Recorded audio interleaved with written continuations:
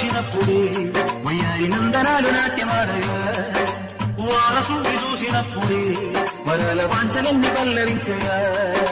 నందుడింత చిందులేసి అందమైన వారుడే తన వాడై పూర్వంక వానగానే గోపురానికి స్వరాల గణగణ గంటలే మోగమేదా